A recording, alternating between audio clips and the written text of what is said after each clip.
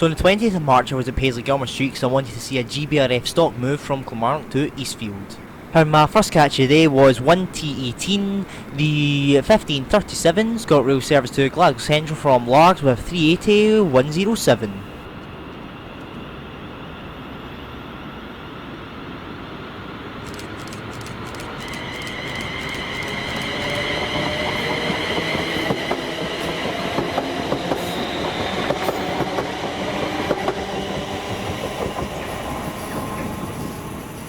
Then here she came under 5D74, the 1541 GBRF service to Eastfield HS from Kilmarnock Bonnyton Depot, and with a very unexpected 158 717.